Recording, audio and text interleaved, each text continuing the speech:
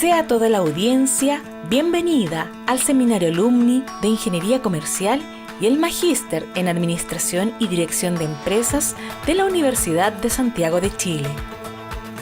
Esta es una actividad organizada por el Departamento de Administración y el MBA USACH. Este espacio cuenta con el patrocinio de Diplomados del Departamento de Administración FAE USACH. Actualiza tus conocimientos. Súmate al cambio. Postulaciones abiertas en diplomadosusach.cl. Con el patrocinio del MBA USACH. Postulaciones abiertas en mbausach.cl. Y con el patrocinio de la Vicerrectoría de Vinculación con el Medio a través de su unidad de vínculos con egresados, egresadas y sectores productivos. Esta tarde conversará con la comunidad el ministro de Economía, Fomento y Turismo, Nicolás Grau Veloso. El señor Grau es doctorado en Economía de la Universidad de Pensilvania y magíster e ingeniero comercial de la Universidad de Chile. Hasta febrero del año 2022 fue profesor de Economía en la Universidad de Chile e investigador adjunto del Centro de Conflicto y Cohesión Social, COES. Damos a todos y todas la más cordial bienvenida al seminario Desafíos del Nuevo Modelo de Desarrollo que está impulsando el gobierno, una oportunidad para Chile de avanzar hacia una economía más verde e inclusiva que permita hacer frente a los desafíos del siglo XXI, el acelerado cambio climático.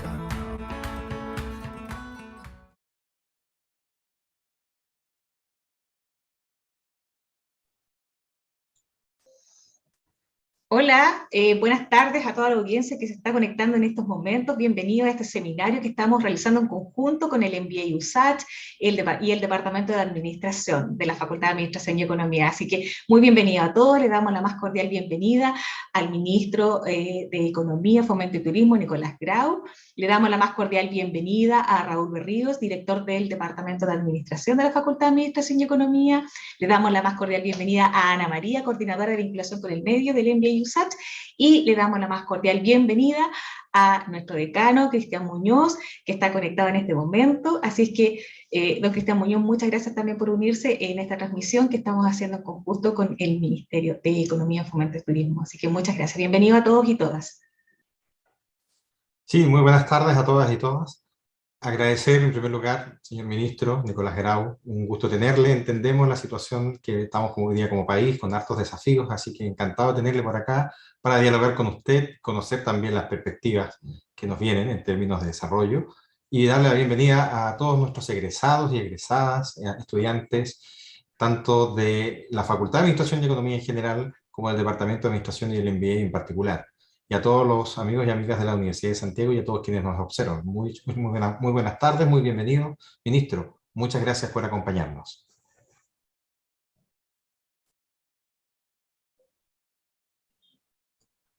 Muchas gracias, Cristian. ¿Parto ahora? ¿Sí? Sí, adelante, por favor. Denme un segundo para ordenar mis cosas acá para la presentación. Voy a compartir compartir pantalla.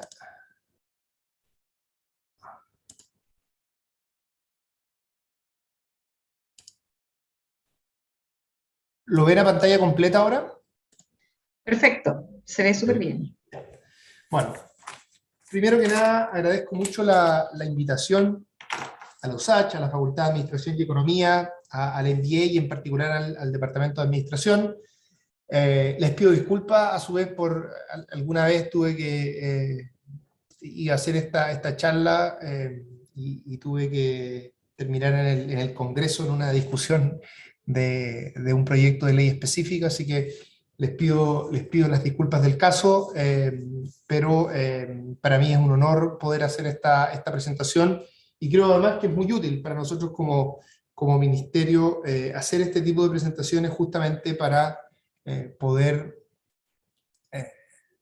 ir, digamos, cuando uno va contando lo que va haciendo, también lo va organizando mejor. Así que creo que es un ejercicio que es útil para nuestro trabajo incluso, no es solo eventualmente un deber nuestro de, como funcionarios públicos, ir contando lo que vamos haciendo, sino que también es útil para nuestro trabajo. No sé cómo tienen el esquema pensado, si yo expongo y luego hay comentarios, o lo prefieren así. En general, usted expone y muchas de las personas que van a estar participando nos van a hacer preguntas a través del chat y también al Perfecto. final dialogamos. Ya, entonces voy a tratar de hacer una presentación no tan larga, 25 minutos o algo así, para después dejar un buen tiempo para poder conversar. ¿Ya? Bueno, entonces, cuando uno habla de un modelo de desarrollo, lo primero que se debería preguntar, ¿no es cierto?, es qué queremos. Aquí voy a decir cosas súper amplias, pero no por ello irrelevantes de señalar, ¿no es cierto? El desarrollo, desarrollo económico, el desarrollo en términos generales, se refiere a que las personas puedan tener vidas plenas, ¿no es cierto? Puedan ejercer su libertad y poder tener trayectorias de vida llenas de oportunidades y que sean interesantes, que tengan ingresos suficientes para poder desarrollarse plenamente, en fin. Y el crecimiento económico, mirado desde una perspectiva estricta, es un instrumento para aquello, pero no es suficiente. Tiene que, importa no solo el crecimiento, sino también su dirección, cómo este es compatible con los desafíos medioambientales a los que me voy a referir más adelante, en fin. Hay un debate bien interesante, que lo voy a comentar en este momento, que es un debate un poco más académico, pero que es importante para esta discusión, y es si uno debe incluir en los desafíos del desarrollo, incluso en la forma en la que mide el desarrollo, lo que para algunas personas podrían ser considerados instrumentos.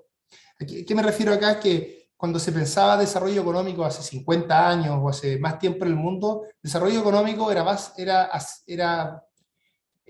pensado como capacidad de manufactura de los países, o sea, industrialización de los países. Eso era lo que se entendía como desarrollo económico. Y después eso fue mutando a la idea de bienestar de las personas, en fin. Entonces, algunos autores señalan que no es importante olvidar esa noción de también pensar el desarrollo económico como los instrumentos que se requieren para poder justamente promover de manera sostenible en los países que las personas tengan vidas plenas, dignas, en fin. Ahora, ¿por qué esta idea de un nuevo modelo de desarrollo en Chile? Yo diría que hay 3 razones que son relevantes para nosotros. Cuando me refiero a un nuevo modelo de desarrollo, no significa que el país tenga que cambiar todas las cosas que ha hecho hasta ahora. De hecho, en ningún caso es así. Digamos, los bienes que ha producido con más fuerza hasta ahora van a seguir teniendo un rol muy relevante en la economía chilena, pero sí hay que hacer, a nuestro juicio, cambios importantes, y básicamente por 3 razones. Fíjense que estas 3 razones nada tienen que ver con lo que ha sucedido en los últimos 3 años en Chile. O sea, no tiene nada que ver ni el estallido ni la pandemia, sino que más bien tienen que ver con desafíos estructurales que tiene la economía chilena hace ya bastante tiempo. Entonces, el primero, sin orden de importancia, el primero es estancamiento de la productividad. La productividad en Chile, medida de diversas maneras, está estancada hace por lo menos una década. Desde una perspectiva más amplia, uno podría pensar que la economía chilena tuvo un dinamismo económico muy fuerte desde finales de los 80 hasta comienzos de los 2000. Y en particular hasta la crisis asiática. Y eso se expresó en muchas cosas, no solo en el crecimiento del PIB, sino que también, por ejemplo, se expresó en un aumento de la cantidad de bienes que se exportaban, de los tipos de bienes que se exportaban. Entonces, la productividad, los nuevos bienes que se exportan, toda esa cosa está estancado desde 15, 10 años en Chile. Eso es lo primero. Y fíjense que han pasado durante ese tiempo distintos gobiernos, se han tratado distintas cosas, y pareciera ser que hay un tema ahí bastante estructural. Lo segundo es la crisis climática y de biodiversidad. Chile en esto tiene compromisos muy ambiciosos, que a esta altura son políticas de Estado, no son, digamos, no es nuestro programa de gobierno. O sea, el compromiso de carbono neutralidad es parte de la estrategia climática a largo plazo de Chile, y la estrategia climática a largo plazo de Chile es obligatoria a partir de la ley marco de cambio climático. Es decir, cualquier gobierno, sea cual sea su puntos de vista y convicciones respecto a qué es lo que debe suceder con nuestra aproximación hacia cuál debe ser nuestra relación con el medio ambiente en términos productivos. Cualquier gobierno tendría que estar comprometido con la carbono neutralidad y otros al 2050 y otros desafíos que en esta estrategia se expresan. Y la verdad es que cuando uno conversa también con todas las grandes empresas del mundo y hace cualquier discusión, este tema está muy, muy, muy presente. Y lo tercero es la desigualdad, la inseguridad social, los conflictos socioambientales. Esto tiene distintas formas de aproximarse, pero yo lo voy a abordar desde una en específico, y es que a nuestro juicio es bastante claro que no es sostenible que, dado nuestro nivel de desarrollo, exista un amplio sector de la población que no tiene acceso a un sistema de bienestar social que le dé seguridad en los ámbitos centrales de su vida cotidiana. O sea, tiene que haber una seguridad en salud, tiene que haber una seguridad en pensiones, en educación, en vivienda, por nombrar algunos, también en los temas de cuidado. Es decir, existe la necesidad de que como sociedad podamos asegurar la provisión de todos estos bienes en calidad y oportunidad, de manera tal de que las familias vivan tranquilas respecto a estos elementos centrales.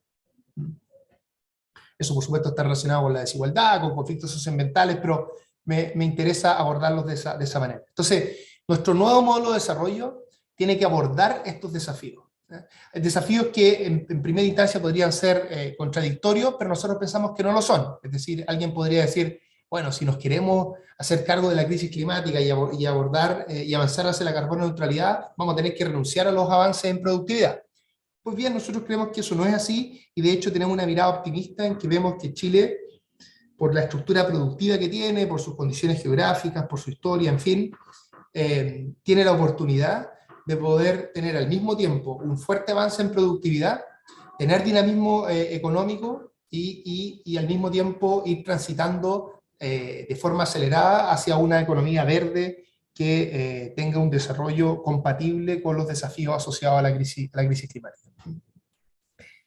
Yo me voy a centrar en esta presentación en hablar de un modelo de desarrollo que de manera más directa abarca los dos primeros puntos, aunque obviamente el proveer bienes públicos y dar seguridad social en términos amplios, tener lo que tradicionalmente se llamó un estado de bienestar, no solo requiere más recaudación fiscal, ¿no es cierto?, que es parte de las reformas que está teniendo el gobierno en la actualidad y que es insoslayable. O sea, no hay países que tengan buenos sistemas de seguridad social, donde las personas vivan bien y tranquilas sin un Estado con una mayor capacidad recaudatoria. Eso es bastante claro cuando uno ve la experiencia. Pero yo me quiero centrar aquí en la otra parte, en la parte productiva, porque también es cierto que los países, junto con recaudar más, necesitan tener economías dinámicas, aumentos de productividad para poder proveer de manera sostenible en el tiempo cada uno de estos bienes públicos. Entonces yo me voy a centrar en los dos primeros puntos. Es allí donde va a apuntar mi descripción de hacia dónde creemos nosotros tiene que ir el modelo económico chileno. Entonces, un objetivo, dados estos elementos, un objetivo central del gobierno es lo que denominamos transición socioecológica justa hacia un nuevo modelo de desarrollo. Aquí todas las palabras hacen un cierto aporte, ¿no es cierto? Socioecológica se refiere a que hay que hacer una transición hacia una economía verde, ¿no? Carbono neutral, que produzca algunas cosas que ya producimos, las tenemos que producir de forma distinta, y además tenemos que producir otras cosas que actualmente no producimos. Y cuando dice justa, se refiere a que en esa transición pueden haber, digamos, ganadores y perdedores, puede haber tensión, se puede incluso aumentar la desigualdad, y es muy importante que los costos asociados a esa transición no sean pagados principalmente por las personas de bajos ingresos o ingresos medios. Entonces, son esos dos elementos, tanto la necesidad de hacer una transición hacia una economía más verde, como la parte de que esa transición debe ser justa, las que deben estar al centro de nuestra preocupación. Entonces, nuestra economía opera en un contexto mayor, ¿no es cierto?, de límites impuestos por el medio, no nos podemos hacer los lesos al respecto, ¿no es cierto?, y por eso que es tan importante la articulación con el mundo medioambiental. Nos interesa, para que esta cosa sea justa, promover trabajos de calidad, es decir, si uno, por ejemplo, tiene que, dado los compromisos de carbono neutralidad, tiene que en algún momento abandonar las termoeléctricas, es importante que exista una estrategia que permita generar empleos de calidad, industria de calidad, ¿no es cierto? Y una industria que genere empleos de calidad, así como lo hacían muchas de estas termoeléctricas. Tiene que haber un reemplazo, ¿no es cierto? Tiene que haber una estrategia de desarrollo que dé alternativas que, desde el punto de vista de la experiencia concreta de las personas, por ejemplo, en la calidad de los trabajos a los que acceden, sea similar o mejor. Ya hablé de vida digna y plena y los recursos fiscales, no me voy a centrar en eso ahora. Entonces, en este esquema, por cierto, que el crecimiento económico es relevante, pero nosotros creemos que lo importante es que este crecimiento tenga una dirección, ¿ya?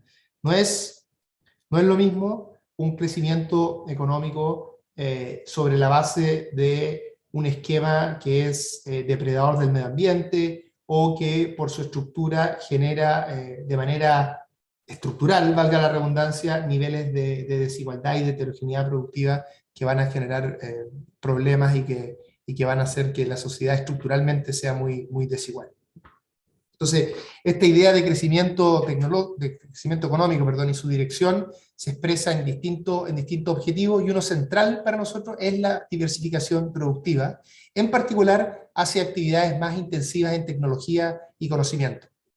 Aquí hay una vieja idea en economía que nosotros creo que es importante transmitir como las ideas más profundas que uno tiene cuando está empujando una estrategia de desarrollo. Y hay una vieja idea en economía que nosotros en la administración actual del Ministerio de Economía y en general en el gobierno compartimos, y es que cuando uno se pone en una trayectoria ambiciosa, con desafíos relevantes, con misiones relevantes, que implica un esfuerzo por complejidad económica, por sumar más tecnología, sumar más conocimiento, entrar en ese proceso tiene un valor en sí mismo. No solo importa a lo que vamos a llegar, sino que entrar en ese proceso, en esa dinámica de mayor conocimiento, de mayor complejización de la economía, nos va a llevar a generar un proceso que va a generar resultados que incluso no pudimos anticipar en su minuto.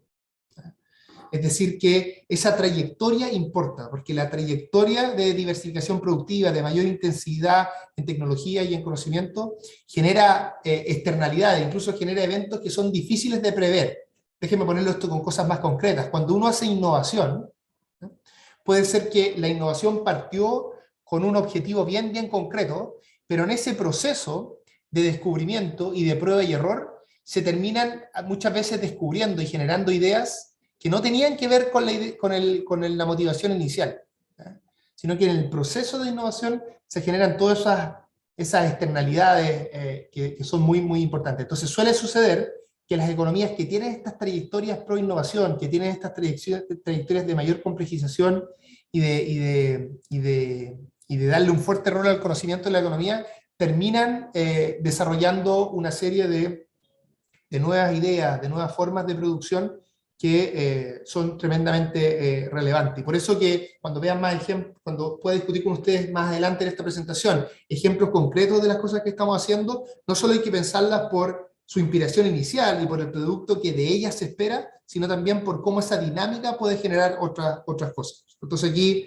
no tengo tiempo para ello, pero cuando uno ve en los textos, en la literatura, justamente estos asuntos, y cuando ve como la historia de las grandes innovaciones que utilizamos en la actualidad, no sé, Internet, GPS, en fin, todas esas cosas que son tan relevantes en el día a día, lo que está detrás de tecnologías como WhatsApp, en fin, uno se da cuenta que está lleno de esfuerzos y ecosistemas pro innovación que estaban tratando de hacer una cosa y tal vez terminaron haciendo otra, que finalmente nos permitió desarrollar todo estas innovaciones que han terminado siendo tan relevantes para nuestra vida cotidiana.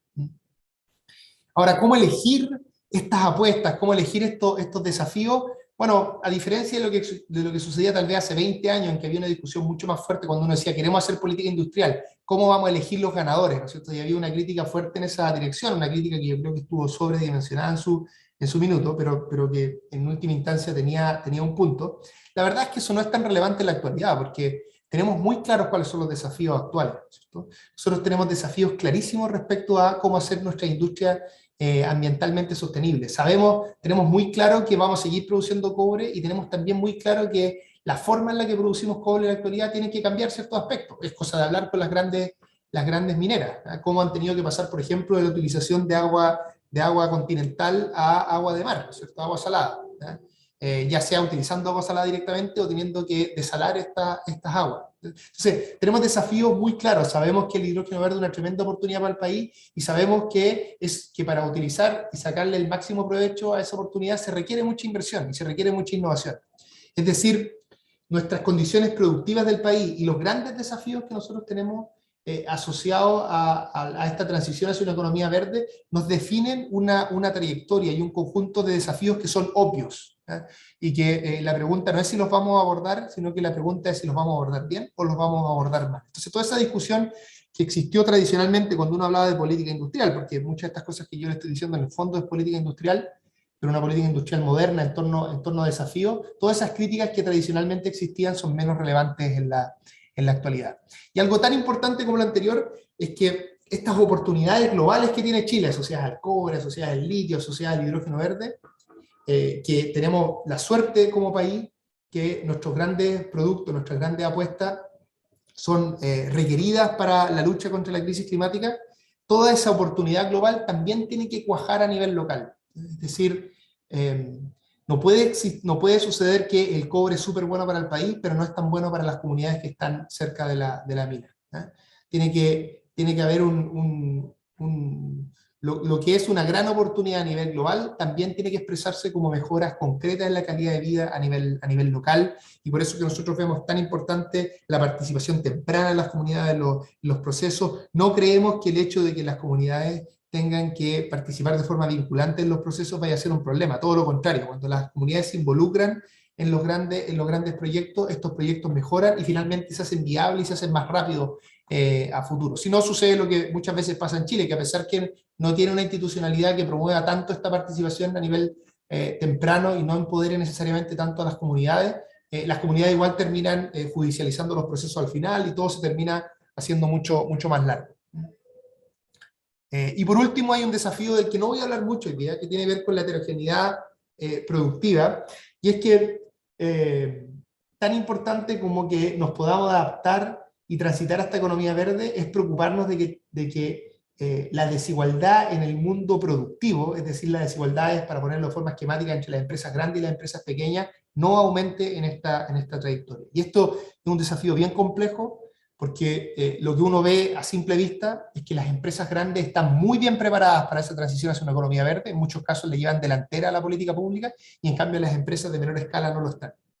Entonces, si uno se queda solo con la mirada de esa transición hacia la economía verde, puede ser que aumente la distancia entre las empresas grandes y las empresas pequeñas. Este ministerio tiene una agenda muy nutrida respecto a qué hacer con las empresas de menor tamaño, y una serie de cosas en las que estamos trabajando. Yo no voy a centrarme en esta presentación en esa parte, pero lo comento porque es algo muy importante para nosotros. Ahora, ¿cómo hacer esta transición? Por cierto, esta transición hacia una economía verde, ¿no es cierto?, que además pague buenos salarios, involucra desafíos muy complejos. Requiere tener una estrategia de desarrollo, requiere tener una coordinación, mirada transversal, cuestiones que suena relativamente simple decirlas, pero que no es tan fácil que ocurran, sobre todo en estados como el nuestro, que tienen no necesariamente tienen espacios para que, por ejemplo, se puedan discutir y pensar estas estrategias desde una perspectiva de largo plazo. O sea, uno de los problemas que ha tenido Chile en estos últimos 15 años, y que puede estar detrás de sus problemas de productividad, es que ha tenido estrategias que cambian de gobierno a gobierno, ¿cierto? Y esa falta de continuidad es obviamente un problema. Cuando uno ve países exitosos en términos de su estrategia de desarrollo, la verdad es que ha habido distintas apuestas que han sido exitosas, pero un común denominador detrás de todas estas apuestas es la continuidad, la posibilidad de por décadas poder empujar una estrategia. Y a nuestro juicio lo que ha pasado en Chile es que Chile tiene una estrategia bastante clara desde la segunda mitad de la década del 80, digamos hasta el 2010 o algo así, cuando esa estrategia se estancó y dejó de dar estructuralmente los beneficios que daba antes, además de algunos problemas que generaba que podemos discutir en otro momento, no ha habido la generación de una estrategia tan dinámica como la anterior, que pueda ser sostenida en el tiempo y que sea compartida. Y nosotros creemos que estos puntos que les comentaba al principio, digamos, el estancamiento de la productividad, los grandes desafíos asociados a la crisis climática y esta necesidad de poder generar bienestar de forma sostenible en el grueso de la población, esos tres desafíos, sobre todo el del medio, la crisis climática, es una gran oportunidad a nuestro juicio por ordenar nuestra estrategia de desarrollo. Porque, como les decía antes, no hay tanto que elegir acá, los desafíos complejos los conocemos. Y la pregunta es cómo nos vamos a articular económicamente y en nuestra estrategia de desarrollo para abordar esos desafíos. Y a nuestro juicio, el abordar esos desafíos requiere un Estado orientador con capacidad de liderar el proceso, donde el sector privado es clave, ¿no es cierto? El sector privado va a seguir haciendo la gran mayoría de la inversión, ¿ya? Y el sector privado además tiene conocimientos que el sector público no tiene, por lo tanto se requiere una fuerte articulación público-privada, ¿ya? Pero se requiere también esa visión general, esa visión de estrategia de desarrollo, donde el Estado debe tener un rol de liderazgo para justamente articular esa estrategia. Digo liderazgo porque esa estrategia la tiene que construir con el mundo privado también, ¿ya? Pero tiene que articular ese proceso, tiene que coordinar ese proceso. Entonces, hay coordinaciones acá, suena un poco fome esto, como tal vez poco novedoso, pero créanme que la importancia de tener una coordinación interministerial a nivel nacional, a nivel regional, en fin, son aspectos claves que se requiere para tener esta estrategia coherente que sobreviva en el tiempo. Entonces, cuando uno piensa todo esto, a nuestro juicio, un objetivo de corto, mediano plazo, que debemos abordar como país desde la perspectiva económica, es ser capaces de acordar una visión común. ¿Sí? Una visión común donde se trabaje con las comunidades, con el sector privado, y que nos diga claramente hacia dónde se tiene que mover el país, cuáles son los grandes proyectos de inversión que debemos abordar. ¿Queremos abordar el hidrógeno verde desde la perspectiva del gobierno? Sí. Bueno, pero ¿cómo hacemos la articulación en las distintas comunidades, en Magallanes, en Antofagasta y en los otros lugares, para que toda la comunidad esté de acuerdo con movernos en esa dirección? ¿Cómo tiene que ser ese contrato público-privado que se tiene que acordar con las y los inversionistas para que estas distintas piezas del engranaje cuadren? A nuestro juicio, respecto a este punto hay buenas y malas noticias. Digamos, una buena noticia es que el Estado de Chile tiene un acuerdo muy claro respecto a estos objetivos medioambientales, estos objetivos asociados a la crisis climática, que están expresados en la Ley Marco de Cambio Climático. Es decir, el horizonte de carbono neutralidad y los distintos pasos que hay que dar en esa dirección es una visión, yo diría, muy compartida. Pero lo que no hemos trabajado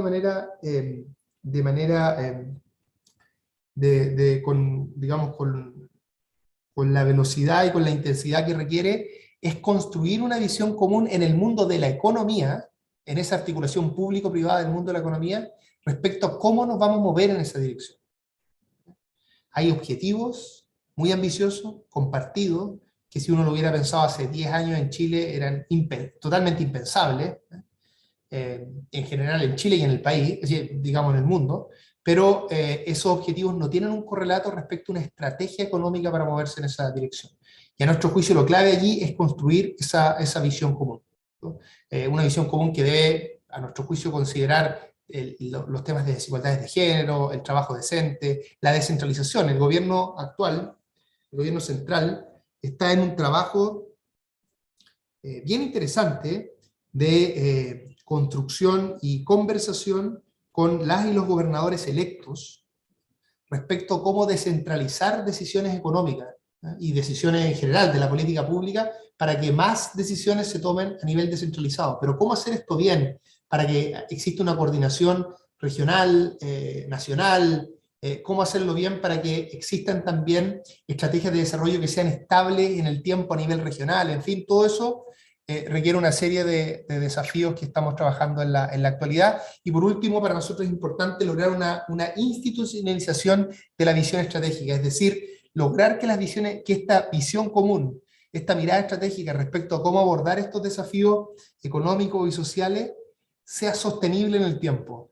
Y nosotros creemos que para ayudar a ese proceso es importante que existan instituciones en donde se discutan estos procesos, que tengan incidencia real en la política pública y que no dependan tanto del gobierno que en ese momento está en el país. Para que no nos pase esto, que cada gobierno va cambiando cada una de las estrategias. Así que Chile tiene espacios que en la actualidad definen estrategias de largo plazo. Por ejemplo, está al respecto, el más importante tal vez, es el Consejo de Ciencia, Tecnología, Conocimiento e Innovación, que dirige Álvaro Fischer, que ha presentado recién un informe que lo ha entregado al presidente de la República, un muy buen trabajo a nuestro juicio. Creemos que hay muchas cosas de allí que rescatar, el grueso de ellas, pero este es un informe y una estrategia que no es vinculante, que solo opera a modo consultivo, y nosotros creemos que se puede ir un poco más allá, que tal vez haya que hacer ciertos cambios a ese consejo, ponerle una conformación que haga más viable que esto pueda tener incidencia en la política pública, pero creemos que consejos como ese deben tener un impacto deben tener más dientes, deben tener una posibilidad mayor de incidir, por ejemplo, en las políticas que se hacen desde Corfo, por ejemplo, en las políticas que se van a hacer a futuro a través de la banca de desarrollo, en fin, o sea, que exista una estrategia de desarrollo que sobreviva y que sea estable en el tiempo. Por supuesto, los gobiernos deben tener capacidad de incidir también, pero no debiera ser posible que los gobiernos cambien toda la estrategia de desarrollo cada 4 años. Déjenme la última diapositiva para, en 5 minutos, contar qué cosas estamos haciendo. Para que tengan alguna idea ustedes de cómo esto se trata de hacer concreto, ¿no es cierto?, en políticas específicas. Primero, estamos tratando de desarrollar nuevas capacidades en el Estado. El Estado, para promover la innovación, para promover estos saltos de productividad, también tienen que haber cambios importantes en el Estado. Entonces, una bien importante son las compras públicas de innovación. Este es un proyecto que ya viene de gobiernos anteriores y nosotros estamos en el proceso de hacer indicaciones. ¿Qué significan las compras públicas de innovación? Es que básicamente tú, en vez de decir, mira, yo tengo un problema en el sector público, entonces voy a identificar exactamente lo que necesito, el producto que quiero, entonces voy a hacer una licitación con todos los parámetros súper claros y pidiendo exactamente el producto que necesito, y voy a comprar el más barato. Digamos, ese es como de forma bien abstracta cómo funciona el proceso de compras públicas. El proceso de compras públicas para innovación es distinto. Es que uno, por ejemplo, pone un desafío. Pone un desafío y entonces lo que licita, por ejemplo, es que hay 4 o 5 oferentes que van a tratar van a hacer innovaciones para responder a ese desafío. Entonces lo que tú haces en ese proceso de compras públicas es que les pagan la innovación a estos 4 oferentes, y al final de ese proceso puedes hacer una licitación respecto a el producto final que ellos hagan. En algunas innovaciones van a funcionar, otras no van a funcionar. Como toda innovación, tiene riesgo. Entonces lo que tú haces es que haces compras públicas donde como Estado demandas innovación. Esto se hace en el resto del mundo, no es algo que estemos inventando en Chile, son licitaciones más complejas, ¿no es cierto?, porque son más arbitrarias también, pero justamente lo que buscan es decir, si el Estado es un gran comprador y en Chile falta innovación, puede ser relevante, ¿no es cierto?, que el Estado haga compras públicas también con una perspectiva de innovación. El grueso de las compras públicas van a seguir siendo de la forma más tradicional, pero lo que estamos apostando acá es que una parte, una fracción de eso, sean compras públicas pro innovación, y aunque esa fracción sea pequeña para el total de compras públicas, que entiendo que, si recuerdo bien, en Chile son algo así como 15.000 millones de dólares al año, son un monto muy grande, con que una fracción menor de ello se vaya a innovación, eso va a ser muy importante para el ecosistema de innovación en Chile. La Banca Nacional del Desarrollo, no tengo tanto tiempo para extenderme en esto, pero esto también es muy importante porque es un instrumento que va a permitir tener financiamiento paciente, de largo plazo, ¿no es cierto?, y a buenas tasas para los proyectos estratégicos del país, por ejemplo, para los proyectos asociados a la crisis climática. Eso es lo que estamos haciendo, algunas de las cosas que estamos haciendo en nuevas capacidades en el Estado. Coordinación. Aquí distintos temas que son bien relevantes. Primero, acabamos de lanzar un comité Corfo para la promoción del hidrógeno verde. ¿Qué es un comité Corfo? Una plataforma con una secretaría ejecutiva que permite articular el trabajo de distintos ministerios para poder abordar todos los desafíos y oportunidades asociadas al hidrógeno verde, que son muchas. Ordenamiento territorial, cómo encadenar productivamente estas industrias, cómo hacer la inversión de bienes públicos que se requieren para poder exportar y desarrollar el hidrógeno verde, en fin, cuáles son los contratos que tenemos que hacer con otros países y digamos, la diplomacia tecnológica que se requiere hacer al respecto. Hay 8 o 7 comités que tenemos armados, equipos de trabajo articulados en torno a este comité.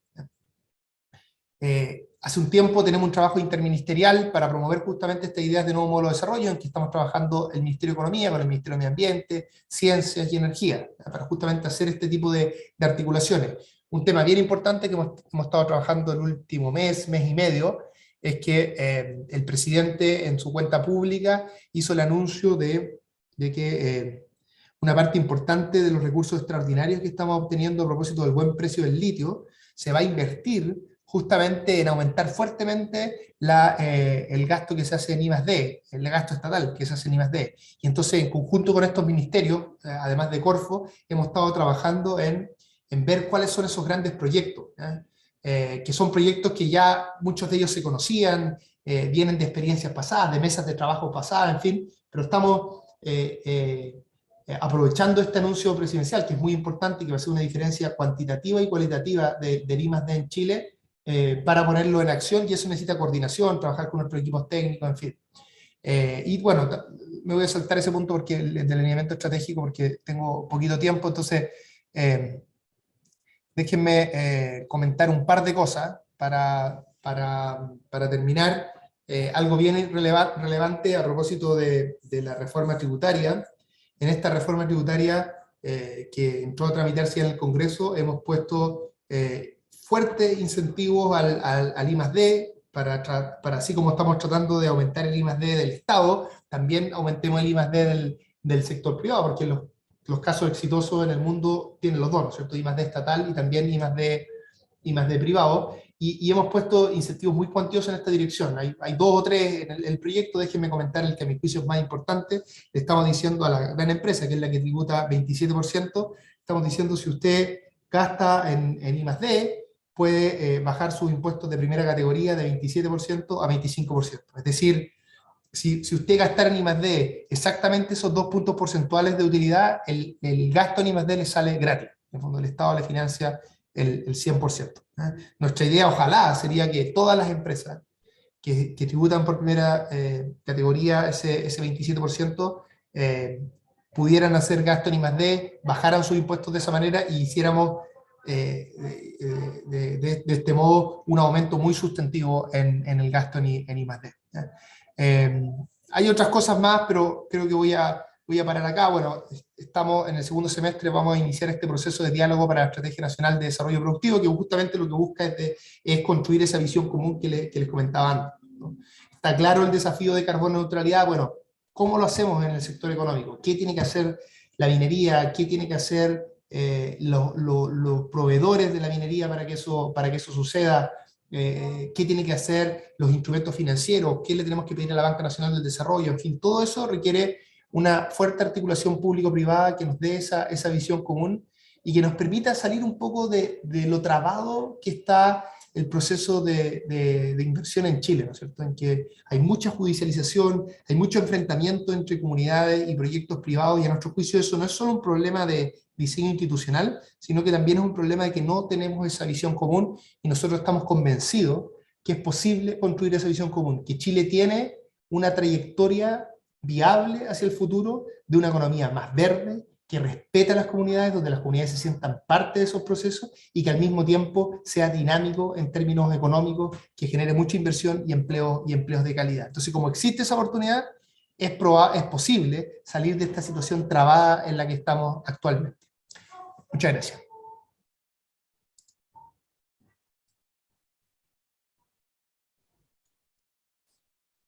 Muchas gracias, ministro. Gracias por la presentación. Cristian, Raúl, ¿alguna pregunta al ministro? Sí, claro, por supuesto. Ministro, muchas gracias por su presentación, muy, de algún modo inspirador lo que nos cuenta, porque creo que no siempre tenemos la oportunidad de ver una propuesta de desarrollo económico, y que es un cambio importante. Por lo mismo uno entiende la ambición y entiende la dificultad también que hay detrás de esto, así que al menos es muy auspicioso lo que, al menos de mi punto de vista, lo que nos toca escuchar. Tengo una pregunta, porque dentro de todo lo que mencionó hay muchos elementos, cosas, cuál es la idea, qué se requiere, hacia dónde deberíamos ir y finalmente qué está ocurriendo ya. En lo personal me llamó mucho la atención algo que usted planteó, que tiene que ver mucho también con administración. Yo particularmente soy más bien del área de administración, pero desde la administración con la economía tenemos muchos puntos en común y nosotros muchas veces enseñamos que la administración parte por la visión, o sea, la idea de un futuro que aún no está, pero que nos sirve como intención de camino. Entonces usted planteó esto de acordar una visión común como eje central de esta nueva política de desarrollo. Y ahí me gustaría preguntarle, primero, si tiene alguna idea, entiendo que hay que acordarla, pero al menos su visión, ¿cuál sería esta visión que habría que tener? Y segundo lugar, ¿cómo pretende lograrlo? Porque eso también es un gran desafío.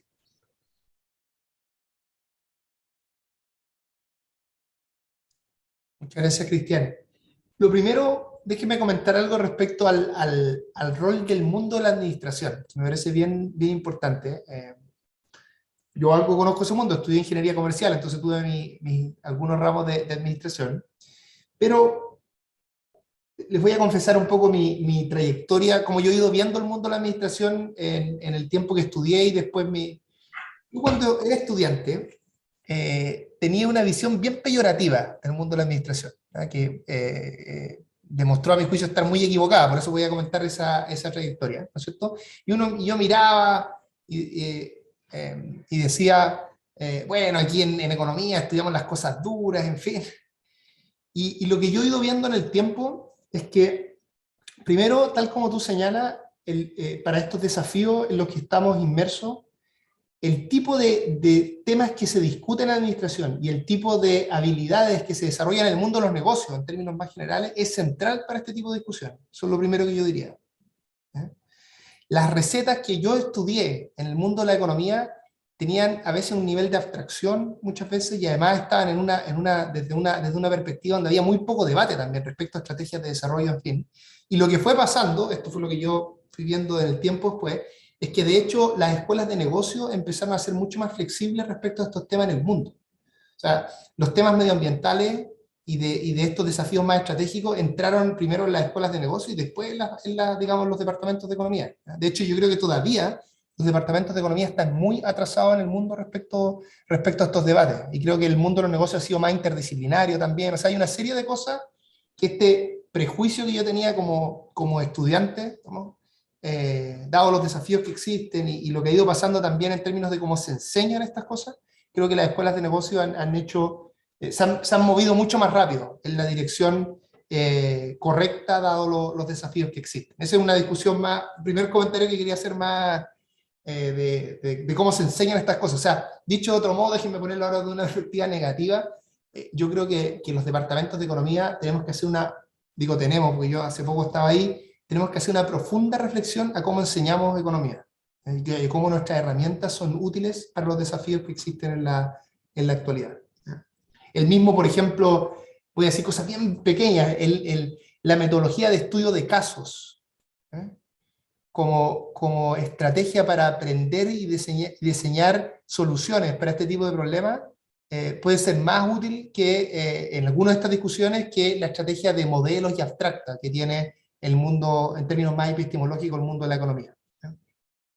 Eso es lo primero que me gustaría comentar.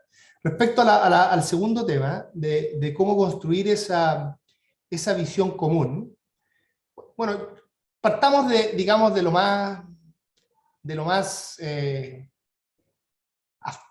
amplio a cosas más pequeñas. Yo diría desde lo más amplio, a mí me encantaría que pudiéramos construir una visión común que fuera de lo que en la literatura normalmente se llama crecimiento verde.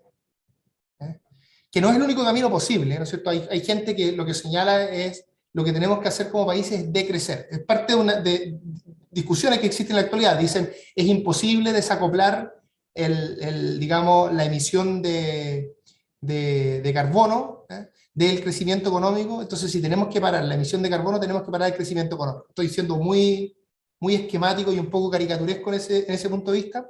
En cambio, la visión de crecimiento verde es una visión que dice, es posible hacer ese desacople. Es posible desacoplar crecimiento económico cuando uno tiene una dirección distinta. Si uno parte de eso, después la pregunta es cómo hacer eso, cómo moverse, tener más o menos clara la dirección y cómo hacer esto, porque el punto que tienen, donde tienen razón las personas que abogan por el decrecimiento, es que hasta ahora ese desacople no ha existido. ¿No es cierto? Hasta ahora solo ha sido más carbono. Esa es la verdad, más allá de que hay iniciativas, hay unas cosas que están sucediendo, cuando uno ve los números grandes, en los números grandes ese desacople no se observa. Entonces tenemos que construir una visión de cómo vamos a hacer ese desacople en Chile. En la estrategia climática de largo plazo hay harto avanzado al respecto. Lo que pasa es que a mi juicio tiene poca economía todavía eso. Entonces, esa estrategia especifica cómo cada uno de los sectores tienen que ir bajando. Entonces hay una parte que tiene que ver con cambiar totalmente nuestra matriz energética, que yo creo que Chile ha avanzado mucho al respecto. Probablemente eso es lo que hemos hecho mejor. En estos últimos 10 años, lo mejor que ha pasado en Chile en términos económicos es la transición energética. Por lejos. Es lo que nos da ventaja en hidrógeno verde y en otras cosas más. Entonces, ¿cómo tomar ese buen trabajo que está hecho en esa estrategia climática a largo plazo? Y ahora poner la economía a eso, preguntarle, bueno, en la economía las personas toman decisiones mirando precios, lo hacen de forma descentralizada, entonces, ¿cómo las instituciones económicas van a hacer calzar estos objetivos y estas metas que existen en cada uno de los sectores con las decisiones específicas que toman cada uno de los agentes de forma descentralizada? Por eso que se requiere una banca de desarrollo, por eso que se requieren eventualmente impuestos al carbono en el futuro, porque uno necesita también alterar precios, ¿no es cierto?, para alterar decisiones.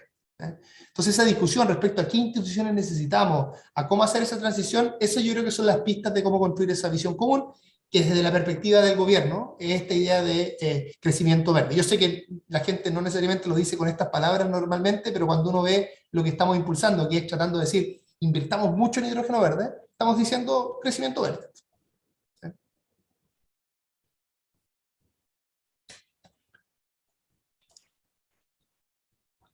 Ministro, buenas noches ya. Bueno, nuevamente agradecer por la presentación. Creo que, al igual que lo señalaba el decano, es una apuesta muy desafiante para un país pequeño como el nuestro, tratar de hacer esa transformación. Y la pregunta que quisiera plantearle tiene que ver con la legitimidad, ¿sí? Con la legitimidad de un nuevo modelo de desarrollo. A propósito de lo que ha significado la historia no tan antigua, sino más bien reciente en nuestro país, en donde lo que probablemente nosotros observamos en octubre, ¿cierto?, fue la evidencia de un modelo que se mostró como ilegítimo una vez que ya no estaba entregando los beneficios que alguna vez prometió que iba a entregar. Y en ese contexto, cuando nos planteamos construir un nuevo modelo de desarrollo en base a estos objetivos de sustentabilidad, surge también la pregunta por la legitimidad social. Usted mencionaba algunos aspectos que a mí me parecen sumamente interesantes respecto del involucramiento de las comunidades y armar mesas de trabajo público-privada. Pero en ese esquema, me gustaría quizás que pudiera profundizar un poco más o explicar un poco más cómo es que otros agentes de la sociedad civil participan en esto, entendiendo que hemos transitado en nuestro país desde un enfoque consultivo de la comunidad o de la sociedad civil a un enfoque participativo, y pareciera ser que debiéramos movernos a un enfoque como co-construido, ¿cierto? Que las comunidades y la sociedad civil no tan solo es preguntada, no tan solo es escuchada, sino que participa también en la toma de decisiones. Y en ese contexto me gustaría preguntarle cómo es que podemos construir un modelo que sea legítimo para los ciudadanos, que pueden no entender ni compartir siquiera la necesidad de estos objetivos que se plantean a propósito del modelo que usted nos expone hoy día. Sí, esta es una pregunta clave, por cierto excede al Ministerio de Economía, pero le hemos dado mucha vuelta a esto porque es uno de los desafíos centrales. Yo diría tres cosas respecto a esto. La primera es que la legitimidad se gana en última instancia con calidad de vida. Entonces, esto no es física nuclear esta cosa. O sea, si las personas tienen buena calidad de vida, si tienen certeza respecto a sus sustos fundamentales, económicos me refiero, porque hay sustos que uno no puede... Yo tengo sustos respecto a muchas cosas que no se solucionan teniendo un buen sueldo, digamos. Pero tiene que haber, ¿no es cierto?, la sensación de que este modelo sale a cuenta para todas y todos. Yo creo que eso, y no solo una sensación, sino que tiene que ser objetivo eso. Ese es mi primer punto. Así que tiene que ser un modelo que entregue buenos sueldos y que en los casos tiene que ser un modelo también en que cuando uno pierde el empleo no sienta que su vida o sea, tiene que haber seguridad social, ¿no es cierto? Tiene que haber un modelo en el que tú puedes decir, ok, yo un año puedo tener buena suerte, un año puedo tener mala suerte, pero nunca me va a faltar atención de salud. No importa la suerte o incluso el empeño que yo puse en un momento específico, yo voy a tener un sistema de salud que me va a operar a tiempo cuando yo tenga una urgencia médica. Esa es como, o sea, yo creo que en economía son tan importantes, una de las cosas que aprendimos yo creo con el estallido, es que en economía son tan importantes como la certeza de los inversionistas, que es muy importante, es también la certeza de las personas, digamos, comunes y corrientes. Esas dos certezas se requieren para que la economía funcione. Entonces esa es la primera parte. Lo segundo es que yo creo que hay que moverse hacia una sociedad donde el desarrollo económico no entre en contradicción con la profundidad democrática, ¿no es cierto? O sea, que las personas tengan la capacidad de incidir en los aspectos centrales de la vida colectiva, que exista mucho diálogo y que estructurado eso a través de instituciones para que no sea un diálogo paralizante. Y un ejemplo bien concreto, porque tú pedías ejemplos concretos, yo creo que es moverse hacia un sistema de evaluación ambiental, digamos, de los proyectos de inversión con participación temprana, con mucha más incidencia. Esto es algo que a esta altura piden las empresas más grandes, que nosotros vamos a avanzar como gobierno en esta dirección. ¿Por qué? Porque si no, lo que sucede en el esquema actual es que las comunidades no son consultadas al inicio, en general. Se meten en la discusión de los proyectos cuando el proyecto ya está hecho, cuando el inversionista ya hizo una serie de esfuerzos que son costosos en tiempo y además en recursos. Y por lo tanto la incidencia efectiva que puede tener la comunidad es muy baja porque ya el proyecto no puede ser cambiado en los aspectos fundamentales. Y entonces las comunidades llevan un proceso muchas veces de judicialización y al final los proyectos se demoran un montón de tiempo, algunos son aprobados y otros no. Cuando uno hace participación temprana, también van a haber algunos proyectos aprobados y otros no, pero el descarte va a ser rápido. Y eso para un inversionista es certeza. En el fondo un inversionista ve, bueno, no pude hacer esto, evalué 3 meses, me voy a otro proyecto. Pero lo que es muy nocivo es el esquema que tenemos en la actualidad, en que es malo para el inversionista, que puede estar 6 años, 7 años y después le dicen que no al final, y también es malo para las comunidades porque tienen poca capacidad de incidencia. Ahora, las empresas ya hacen esto, pero lo hacen de una manera que al no estar institucionalizada, no necesariamente los diálogos son tan inciden, y segundo, no tienen ninguna seguridad las empresas que esa participación temprana que ellos hacen a mutuo propio vaya a tener efectos de detener la judicialización a futuro. Entonces yo creo que hay una posibilidad de win-win ahí, en el fondo, que las comunidades inciden más y los inversionistas tienen más certeza. Y que en el fondo eso te permite tener un buen estándar medioambiental, porque yo creo que todas y todos deberíamos estar de acuerdo que no hay que bajar en eso, ¿cierto? Un buen estándar medioambiental, participación incidente, más certeza para los inversionistas y tiempos también más reducidos. Esto, para mi sorpresa, cuando tuvimos la visita con el presidente a Canadá y Estados Unidos, este era el centro del discurso del primer ministro en Canadá, diciendo, en el caso de ellos es muy fuerte el tema indígena, ¿cierto? Entonces el primer ministro decía, la participación de los pueblos indígenas tiene que ser incidente, vinculante al principio, subirlos al carro y después lograr hacer las inversiones. Muchas gracias, ministro. Muchas gracias, ministro. Tenemos preguntas del público. Bueno, hay una pregunta aquí que es necesaria. Dice, ministro, ¿todo este nuevo modelo de desarrollo estaría condicionada por una nueva constitución? ¿O el gobierno de Chile buscará igualmente aplicarlo sin importar el resultado del plebiscito? Bueno, yo creo que, por supuesto que un modelo de desarrollo o sea, por supuesto que está relacionado con la discusión constitucional, en muchos sentidos. Todo este tema que estaba, por ejemplo, hablando de institucionalizar el proceso de participación, es algo que el borrador de la nueva constitución pone de forma mucho más fuerte. Otros temas que son relevantes, yo diría, para esta discusión también es la fuerte vocación descentralizadora que tiene la constitución, el borrador de la nueva constitución, versus la constitución actual, ¿no es cierto?, que es mucho más centralista. Entonces yo diría que muchas de las cosas que yo he dicho en esta conversación se ven favorecidas por la nueva Constitución. Eso no significa, nosotros como gobierno vamos a seguir gobernando, ¿no es cierto?, pase lo que pase, y vamos a tratar de impulsar esta agenda en cualquier escenario. No es una condición una a la otra, pero yo sí creo que es más favorable. Y hay otros temas, algunos temas de los que hablé, de los que la Constitución no es relevante, porque en ambas constituciones se puede realizar. Pero hay algunos ámbitos estructurales, como los que comento, en los que yo sí creo que hay alguna diferencia.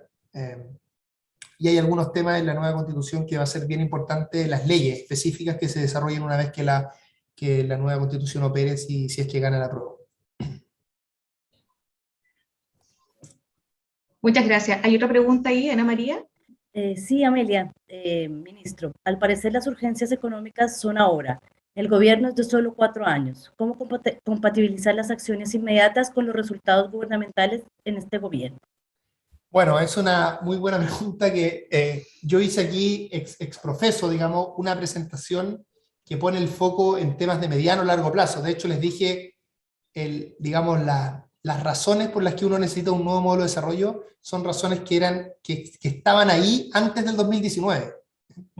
Por supuesto que en términos económicos y de la política económica de un gobierno, la situación coyuntural es de primer orden. De hecho, yo diría que en términos del tiempo que yo dedico a mi trabajo, el 80% está enfocado en la coyuntura, digamos, y en las cosas que tenemos que hacer ahora, y solo el 20% está asociado a la presentación que les hice ahora. Ahora, lo que yo hice es que cuando llegué al gobierno, armé un equipo de trabajo que está en este tema de más mediano a largo plazo, y los protegí de la coyuntura, porque si no, si todo el ministerio trabaja en la coyuntura, nunca pensamos estas cosas más ambiciosas. Así que hay que un poco desdoblarse en esto, hacer que estas cosas coincidan, ¿no es cierto? Porque no puede ser que en el corto plazo uno esté haciendo cuestiones que son contradictorias con lo que quiere hacer después, pero la verdad es que el trabajo del gobierno está muy marcado por la coyuntura, y de hecho, insisto, el riesgo es el contrario, es que la coyuntura te coma y no te permite hacer nada más estratégico, y por eso que yo traté de dividir incluso equipos. Ahora, en la coyuntura, el gran desafío, yo diría que hay dos desafíos. Uno es que cuando uno ve la recuperación económica que ha existido en el país, es una recuperación muy heterogénea, es decir, hay sectores que se han quedado atrás. La pequeña y mediana empresa está mucho más atrasada de lo que está la gran empresa en la recuperación. Hay sectores que no han recuperado su empleo tampoco, a pesar de que el empleo se ha recuperado casi por completo, pero todavía queda un trecho. No sé, pues hay sectores como el sector turístico que está muy afectado por las políticas sanitarias, que obviamente está sumamente golpeado. Entonces, el concepto con el que nosotros trabajamos como gobierno es la idea de recuperación inclusiva, es decir, hacer un conjunto de políticas focalizado en términos productivos, en estos grupos que están atrasados, para poder poner a toda la economía en el promedio, porque el promedio no es malo, en el fondo la recuperación que tuvo Chile en términos de actividad, dado el tamaño de la crisis que se tuvo en los últimos años, es bien increíble. Esto es súper rápida comparada con recuperaciones de otras crisis de esta magnitud, ¿eh? Pero también muy desigual. Entonces, y lo segundo es que hay una serie de situaciones coyunturales complejas, ciertos desequilibrios que obviamente son relevantes, es decir, la economía en términos de consumo está sobrecalentada, al mismo tiempo que hay un proceso inflacionario muy fuerte, que ahora está gatillado más por situaciones que exceden a la situación del país, el tipo de cambio, en fin, todas esas cosas hacen difícil,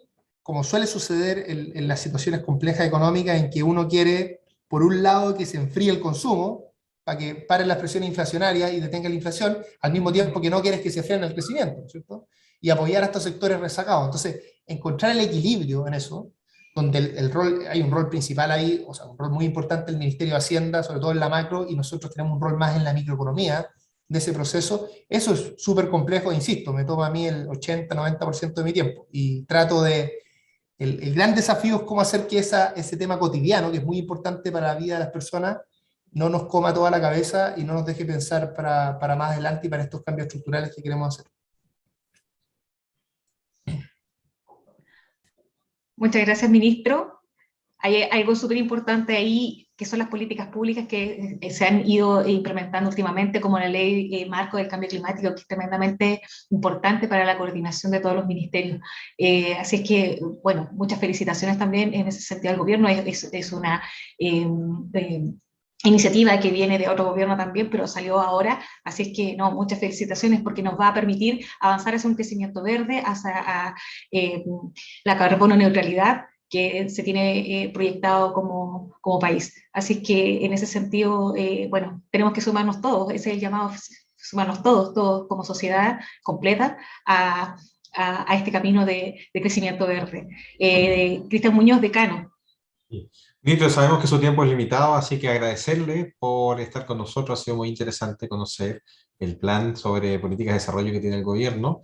Y quiero también hacer un pequeño paréntesis, ministro, con su permiso, para felicitar al doctor Rodrigo Vidal Rojas, quien ha sido electo nuevo rector de la Universidad de Santiago hace unos pocos minutos. Así que también le mandamos nuestro abrazo y saludo al doctor Rodrigo Vidal por su triunfo en estas elecciones de la Universidad de Santiago. Ministro, un gran abrazo, mucho éxito, realmente deseamos que le vaya muy bien, es muy bueno definitivamente para todas y todos los chilenos, así que feliz de haberle tenido con nosotros, invitado como siempre a la Facultad de Administración de Economía, donde puede siempre venir a dialogar con nosotros.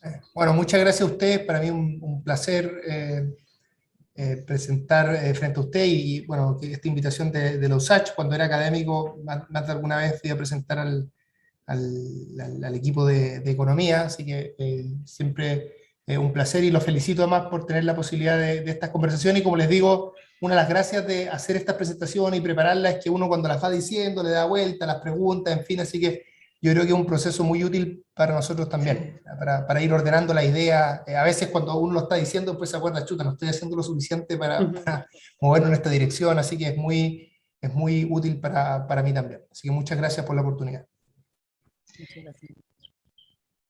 Muchas gracias. Muchas gracias, ministro. Muy buenas noches a todos. Bueno, mucho éxito al ministro en su gestión, bueno, al gobierno también y al nuevo rector elegido de la Universidad de Santiago de Chile también. Le deseamos mucho éxito. Así que muchas gracias, decano, Raúl Berrío, director, Ana María, muchas gracias por estar conectado. Nos vemos. Nos vemos.